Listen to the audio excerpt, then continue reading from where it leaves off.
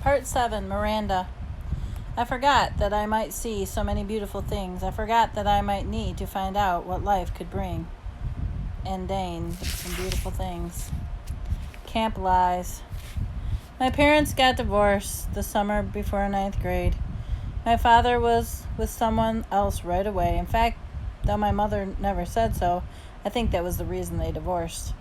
After the divorce, I hardly saw my father, and my mother acted stranger than ever. It's not that she was unstable or anything like that. She was just very distant, remote. My mother was the kind of person who was happy face for the rest of the world, but not for any leftover for me. She's never talked to me much, not about her feelings, her life. I don't know how much about what she was like when she was my age. I don't know much about the things she liked or didn't like. The few things she mentioned were her own parents, whom I never met. I mostly know about what she wanted to get far away from them as far as she could once she grew up. She never told me why. I asked a few times, but she just pretended that she didn't hear me. I didn't want to go to camp that summer. I wanted to stay home with her and help her get through the divorce, but she insisted I go away, and I figured she wanted some alone time, so I gave in to her. Camp was awful. I hated it. I thought it would be a lot better being a junior counselor, but it wasn't. No one I knew from the previous year had come back. So I didn't know anyone, not a single person. I'm not even sure why, but I started playing the little make-believe game with the girls in camp. They'd ask me stuff about myself, and I'd just start making things up. That my parents were in Europe, I told them. I live in a huge townhouse on the nicest part of the street of North River Heights. I had a dog named Daisy. Then one day, I blurted out that I had a little brother who was deformed. I absolutely had no idea why I said this. I just seemed like an interesting thing to say. And of course, the reaction I got from the little girls in the bungalow was dramatic. Really? So sorry. That must be tough. Etc., etc. I regretted saying this the moment it escaped from my lips, and of course I felt like such a fake. If Via ever found out, I thought she'd think I was such a weirdo. And I felt like a weirdo, but I have to admit, there was a part of me that felt a little entitled to this lie. I've known Augie since he was 6 years old. I've watched him grow up. I've played with him. I've watched all 6 episodes of Star Wars for his sake. I could talk to him about all the aliens and the bounty hunters and all that. I'm the only one that gave him the astronaut helmet he would take off for 2 years. I mean, I've kind of earned the right to think of him as my brother. And the strangest thing is that these lies I told, these fictions, did wonders for my popularity. The other junior counselors heard from the campers that they were all over it. Never in my life have I been considered one of the popular girls in anything. But that summer at camp, for whatever reason, I was the girl everybody wanted to hang out with. Even the girls in Bungalow 32 were totally into me. And these were the girls at the top of the food chain. They said they liked my hair, though I changed it. They said they liked the way I did my makeup, though I've changed that too. They showed me how to turn my my t-shirts into halter tops. We smoked. We snuck out late at night and took the path into the woods to the boys' camp, and we hung out with boys. When I got home from camp, I called Ella right away to make my plans with her. I don't know why I didn't call Via. I guess I just didn't feel like talking about stuff with her. She would have asked me about my parents and about camp. Ella never really asked me about things. She was just easier friend to have in that way. She wasn't serious like Via. She was fun. She thought it was cool that I dyed my hair pink. She wanted to hear all the stories of the trips through the woods late at night. School. I hardly saw Via at school this year, and when I did, it was awkward. It felt like she was just judging me. I knew she didn't like my new look, and I knew she didn't really like my group of friends, and I really didn't like hers. We never actually argued. We just drifted away. Ella and I badmouthed her to each other. She's a prude. She's so this or she's so that. We knew we were being mean, but it was just easier to ice her out and pretend that she had done something to us. The truth is they hadn't changed at all. She hadn't changed at all. We had. We'd become these other people, and she was still the person she'd always been. That annoyed me so much, and I didn't even know why. Once in a while, I'd look to see where she was sitting in the lunchroom, or check the elective list to see what she had signed up for. But except for a few nods in the hallway and an occasional hello, we never really spoke to each other. I noticed Justin about halfway through the school year. I hadn't noticed him at all before then. Other than he was a skinny, cutish dude with thick glasses and longish hair who carried a violin everywhere. Then one day I saw him in front of the school with his arm around Via. "So, Via has a boyfriend," I said to Ella, kind of mocking. I don't know why it surprised me that she'd have a boyfriend. Out of the three of us, she was totally the prettiest. Blue eyes, long wavy dark hair. But she never really acted like she was interested in boys at all. She acted like she was too smart for that kind of stuff. I had a boyfriend too, a guy named Zach. When I told him I was choosing the theater elective, he shook his head and said, "Careful, you don't want to turn into a drama geek." Not that most sympathetic dude in the world, I guess, but he's very cute. Very high up there on the totem pole. He's a varsity jock. I wasn't planning on taking this theater at first. Then I saw Via's name on it, and I signed up on the sheet, and I just wrote my name down on the list. I don't even know why. We managed to avoid each other throughout the whole semester, like we didn't even know each other. Then one day I got to theater class a little early, and Davenport asked me to run off additional copies of the play he was planning to have for the production, The Elephant Man.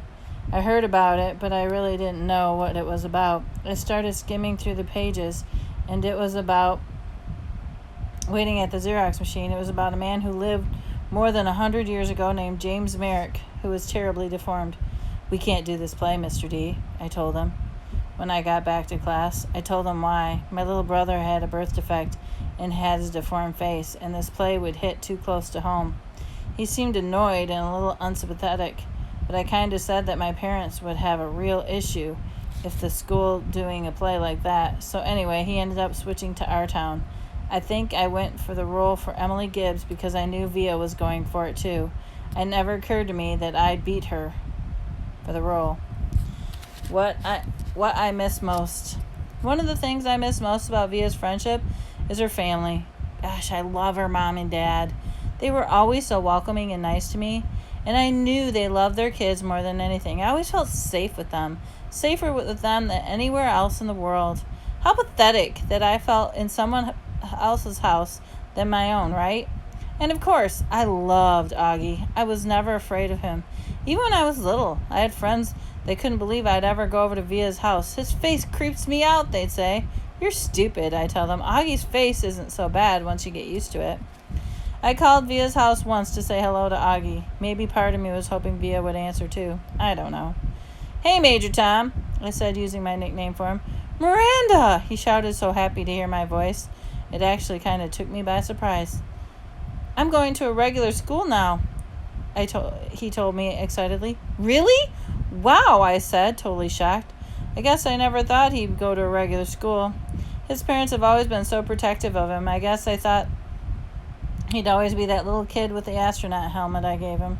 Talking to him, I could feel that he had no idea that Via and I were not close anymore. "Well, it's different in high school," I explained to him. "You end up hanging out with loads of different people." "I have some friends in my new school," he told me. "A kid named Jack and a girl named Summer." "That's awesome, Augie," I said. "Well, I was just calling to say hi and tell you that I miss you and I love you and I hope you have a good year. Feel free to call me whenever you want, okay, Augie? You know I love you always." "I love you too, Miranda," he said. "Say hi to Via for me. Tell her I miss her too." "I will. Bye." Bye. Extraordinary, but no one there to see. Neither my mother nor my father could come to see me in the play on opening night. My mother because she had things to do at work, and my dad said because his new wife was going to have a baby and he's second now, and he had to be on call. Zach couldn't come to opening night either. He had volleyball against the collegiate team he couldn't miss. In fact, he wanted me to miss the opening night so I could come cheer him on. My friends all went to the game, of course, because their boyfriends were playing. Even Ella didn't come. Given a choice, she chose the crowd. So on opening night, when no one was remotely close to me was even there, And the thing is, I realized in my third or fourth rehearsal that I was good at acting, this acting thing. I felt the part. I understood the words I spoke. I read the lines as if they were coming from my brain and my heart. And on opening night, I could honestly say I knew I was going to be more than good. I was going to be great. I was going to be extraordinary. But there would be no one there to see me.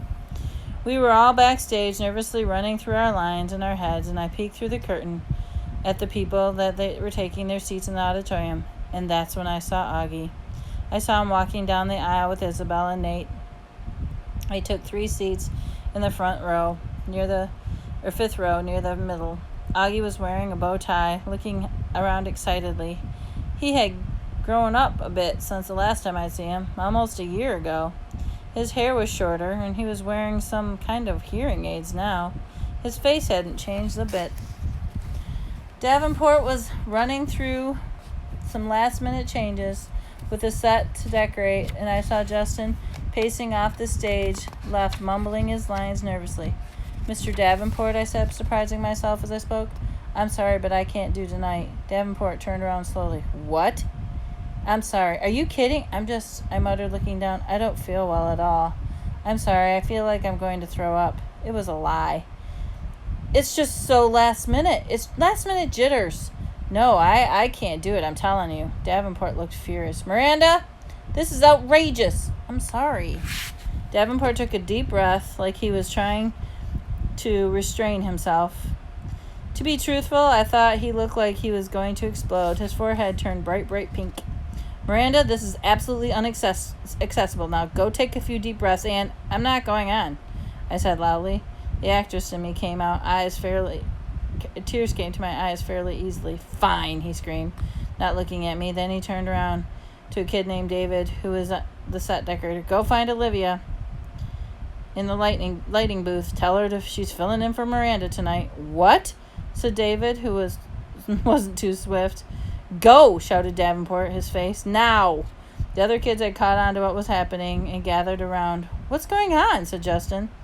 "Last minute change of plans," said Davenport. "Miranda doesn't feel well." "I feel sick," I said, trying to sound sick. "So why are you still here?" Davenport said angrily to me.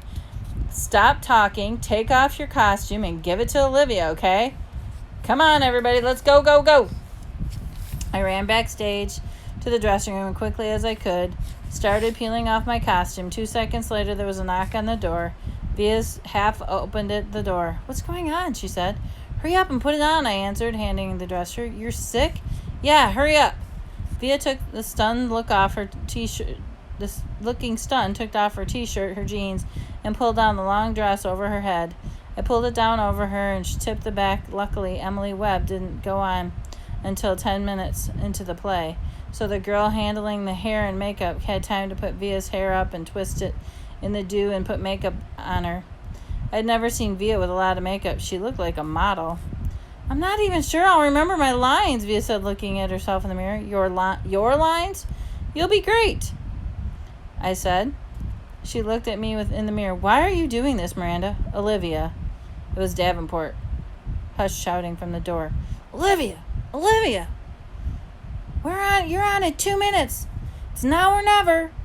Via followed him out of the door, so I never got the chance to answer the question. I don't know what I would have said. Anyways, I wasn't sure what the answer was myself. The performance. I watched the rest of the play from the wings off stage next to Davenport. Justin was amazing, and Via, it was heartbreaking. Last scene was awesome. There was one line she flubbed a little bit, but Justin covered it for her, and no one in the audience even noticed. I heard Davenport muttering under his breath, "Good, good, good."